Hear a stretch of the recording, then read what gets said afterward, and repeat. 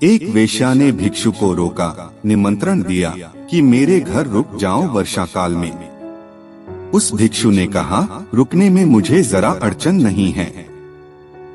यह बात अलग।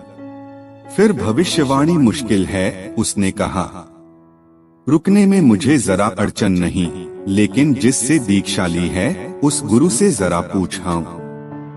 ऐसे वह मना भी नहीं करेंगे, उसका पक्का भरोसा है। लेकिन उपचारवश सिर्फ औपचारिक है, क्योंकि मैं गुरु का शिष्य हूँ। बुद्ध गांव के बाहर ही हैं, अभी पूछकर आ जाता हूँ। वेश्या भी थोड़ी चिंतित हुई होगी। कैसा भिक्षु, इतनी जल्दी राजी हुआ। वह भिक्षु गया।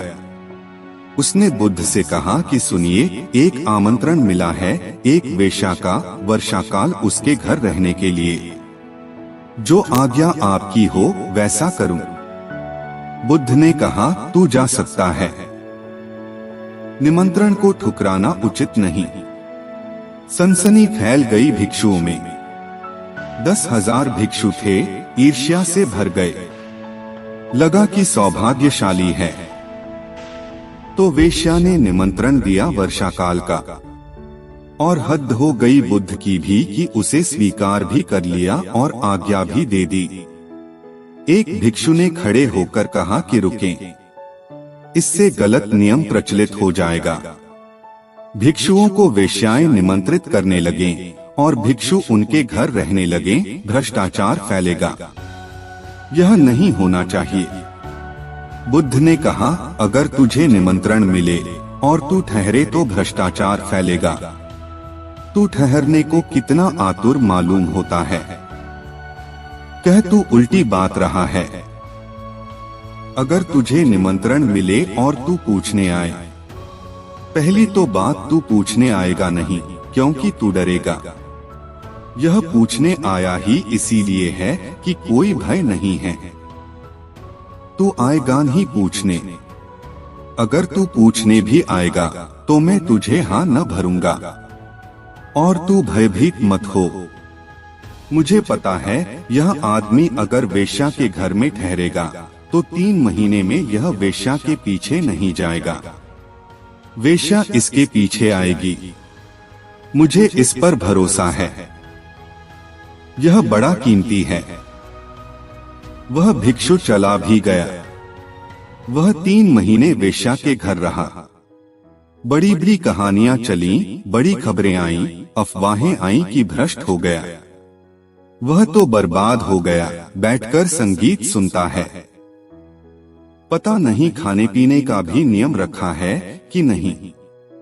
वह भिक्षु भीतर तो जा नहीं सकते थे, लेकिन आसपास चक्कर जरूर लगाते रहते थे और कई तरह की खबरें लाते थे। लेकिन बुद्ध सुनते रहे और उन्होंने कोई वक्तव्य न दिया। 3 महीने बाद जब भिक्षु आया तो वह वेश्या उसके पीछे आई और उस वेश्या ने कहा कि मेरे धन्य भाग की आपने इस भिक्षु को मेरे घर रुकने की आज्ञा दी। मैंने सब तरह की कोशिश की इसे भ्रष्ट करने की, क्योंकि वह मेरा अहंकार था। जब वेश्या तुम्हें भ्रष्ट कर पाती है तब जीत जाती है। वह मेरा अहंकार था कि यह भिक्षु भ्रष्ट हो जाए, लेकिन इसके सामने मैं हार गई।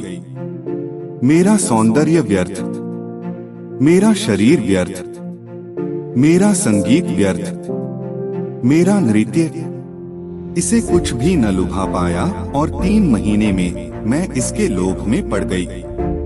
और मेरे मन में यह सवाल उठने लगा, क्या है इसके पास? कौन सी संपदा है जिसके कारण मैं इसे कचरा मालूम पड़ती हूँ? अब मैं भी उसी की खोज करना चाहती हूँ।